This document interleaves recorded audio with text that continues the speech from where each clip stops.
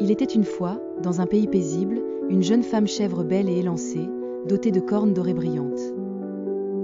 Elle s'occupait de ses 4 petites filles chèvres, qui avaient l'air charmantes avec des cornes argentées étincelantes. Leurs noms étaient Asa, Mazouza, Knifstrmad et Mandila.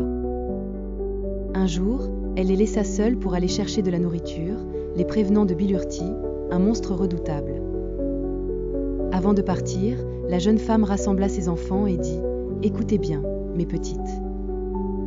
Si vous ne percevez jamais mes paroles, je vous ai apporté de l'eau dans ma bouche, un petit feu dans mes cornes et de la boue dans mes pieds. C'est vraiment moi. Si vous entendez autre chose, ne ouvrez pas la porte. » Elle répéta le code à plusieurs reprises, les guidant à reconnaître sa voix. Ignorant cela, Bilurti se tenait à proximité, écoutant attentivement. Néanmoins, comme le destin le désirait, Bilurti surprit la jeune femme et imita sa voix. Pensant que c'était leur mère, les enfants ouvrirent la porte, et Bilurti les engloutit rapidement, tout en maudissant leur naïveté. Après son retour et la découverte que ses enfants avaient disparu, la jeune femme était persuadée qu'il était toujours présent dans le ventre de Bilurti. Déterminée à les sauver, elle chercha l'aide d'Aladad, un vieux forgeron. Elle expliqua « J'ai besoin de faire aiguiser mes cornes parce que Bilurti a avalé mes 4 petites filles, et je dois l'affronter pour les sauver. » Le forgeron accepta de l'aider, mais seulement si elle lui apportait du charbon pour son forge. La jeune femme se rendit alors chez le charbonnier et dit « J'ai besoin de charbon à donner au forgeron, qui aiguisera mes cornes afin que je puisse sauver mes enfants de Bilurti. » Le charbonnier promit de lui fournir du charbon en échange de raisins. Se précipitant vers le vigneron, elle expliqua « J'ai besoin de vos raisins pour échanger contre du charbon afin d'aider le forgeron à aiguiser mes cornes, ce qui m'est nécessaire pour sauver mes enfants de Bilurti. » Cependant, le vigneron insista pour obtenir de l'eau en retour.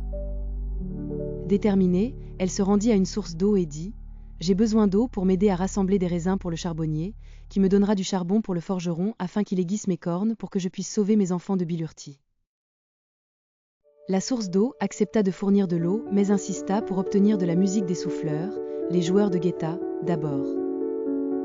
Quand elle approcha les souffleurs, elle expliqua « Si vous jouez de la musique pour la source d'eau, je peux obtenir l'eau nécessaire pour les raisins à échanger contre du charbon à donner au forgeron.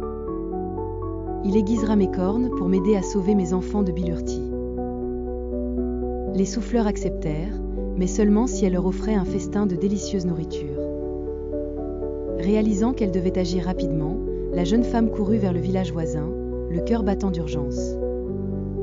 Habilement, elle trompa les villageois en prétendant que leurs vaches avaient disparu, détournant ainsi leur attention. Pendant qu'ils cherchaient, elle se faufila dans leur cuisine et rassembla un butin de mets savoureux pour les souffleurs. Les souffleurs, satisfaits de leurs offrandes, ont joué de douces mélodies pour la source d'eau, lui fournissant enfin de l'eau. Avec l'eau, elle récolta les raisins et retourna chez le charbonnier pour le charbon. Après l'avoir obtenu, elle retourna voir le forgeron et dit « Voici le charbon, maintenant s'il vous plaît aiguisez mes cornes pour que je puisse sauver mes filles de Bilurti. » Le forgeron, ému par sa détermination, aiguisait ses cornes avec précision. Armée de sa nouvelle force, la jeune femme affronta Bilurti. Avec une détermination inébranlable, elle ouvrit son ventre et, à sa grande satisfaction, découvrit ses enfants vivants. Même s'ils étaient avalés, ils n'avaient pas été blessés. Les enfants apprirent une leçon sur la prudence et l'importance de faire confiance à leurs instincts. Ils se retrouvèrent joyeusement avec leur mère, qui était ravie de les avoir de nouveau, et ensemble, ils rentrèrent chez eux, éternellement reconnaissants pour le courage et l'amour de leur mère.